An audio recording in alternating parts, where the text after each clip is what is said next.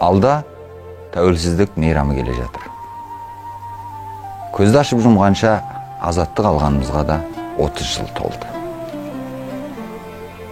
Кейде маған осы азаттық, тәуелсіздік, егемендік деген сөзді әркім өзінше түсінетін сияқты.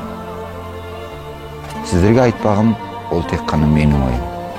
Ол мен үшін тәуелсіздік не екені ғана. Тәуелсіздік алған жылдары біз бала болатынбыз. Кәдімгі кішкентай қара бала болдық.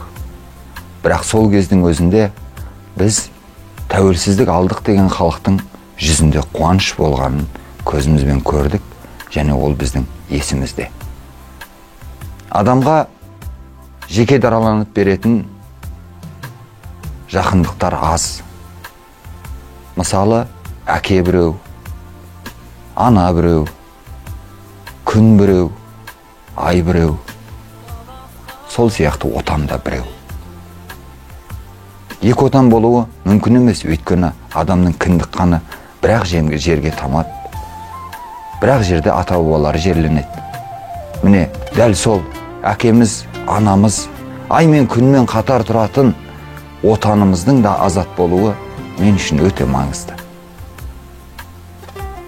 Қай жерде болмасын, шетелге барғанда, сен қай жерденсің деп сұрағанда, әрі қуанып, әрі мақтанып, әрі қобалжып, біз Қазақстаннанбыз деп мақтанамыз. Міне осы мақтаныштың садағасы кез келген нәрсе бола алады. Сіздерге күлкілі шығар, бірақ өз басым Қазақстанның азаттығы үшін кез келген нәрсені беруге әзірмін.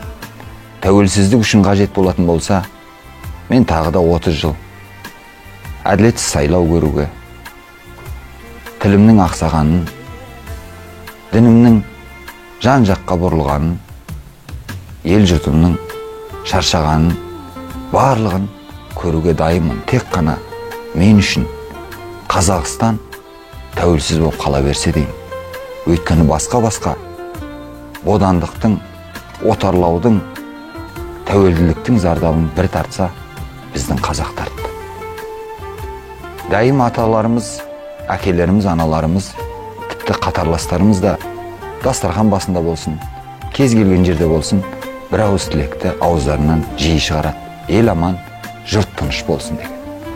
Ал елдің амандығы, жұрттың тыныштығы болу үшін ең әуелі ол елдің отаны болу керек.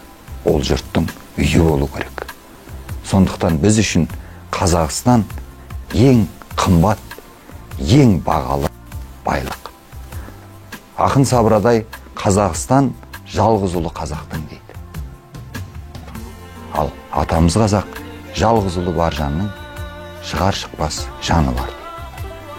Сол шығар шықпас жанымыздың жұбанышы болған жалғыз отанымыз Қазақстанның тәуелсіздігі баянды болса екен деген тілекті күнде, түнде 24 сағат, аптасына 7 күн, жылына 12 ай айтып жүрсек те артық емес. Ойланған адамға азаттықтан айырылу бірақ сағаттың, бірақ күннің шаруасы. Себебі біздің екі жағымызда екі алып көрші, оның сыртында осы жерді өзінің сауда базарына айналдырғысы келетін, алыс болса да арам ниетті мемлекеттер тағы бар. Міне осы мылтықсыз майданның ортасында қаршадай ғана Қазақстанымыздың амандығы, азаттығы мен үшін өте маңызды, өте бағалы.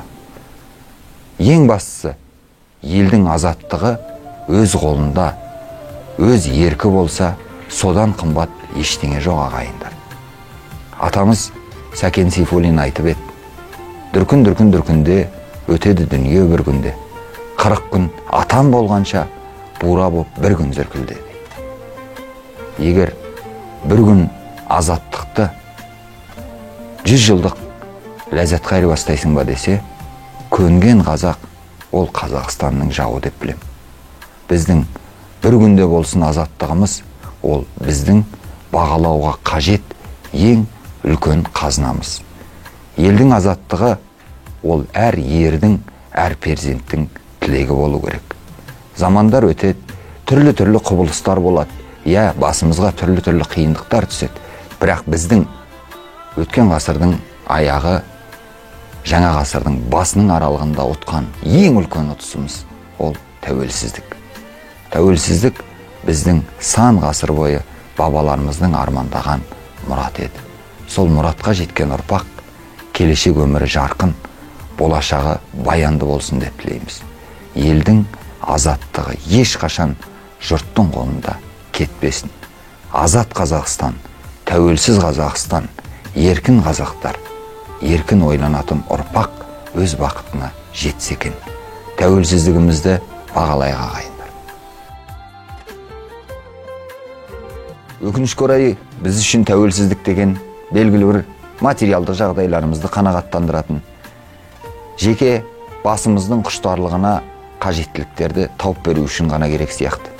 Тәуелсіздік ол сан ғасырлардың бейнеті, соның зейнетін көрген ұрпақ бізбіз. Оны бағалауға біз міндеттіміз. Жанға бататын жалғыз нәрсе осы тәуелсіздік күні деп түрлі концерттер болады, түрлі жиындар өтеді. Бірақ адамдардың жүзінде мен тәуелсізбін деген мақтаныш көрінбейді. Осы орайда жастардан, қатарластарымнан бір өтінерім. Жылына бір келетін мейрам, біз Валентин күнінде тойлағышпыз, жаңа жылды да тойлағышпыз, кез келген мейрам тойлағышпыз ғой. Осы жылғы тәуелсіздігіміздің 30 жылдығын бүкіл әлем естейтіндей қылайықшы. Қазақстан қазақтық екенін көрсетейікші. Егер көңілдеріңіз қаласа, қолдарыңыз қалт етсе, Instagram парақшасында болсын, осы видеоның астында болсын, мен тәуелсіз болғаныма мақтанамыз деген ұранды айтыңыздар. Өйткені біз тәуелсіздікпен мақтануға құқылымыз. Ол біздің бабаларымыздың қаны мен кешегі 86 желтоқсандағы боздақтардың жанымен келген азаттық. Сондықтан осы тәуелсіздік деген сөз біздің ұрпақтың ұраны болсын, мақтанышы болсын деген ниетпен осы күннен бастап тәуелсіздігімізді жарнамалайық ағайындар. Өйткені біздің тәуелсіздік ең үлкен мақтанышымыз.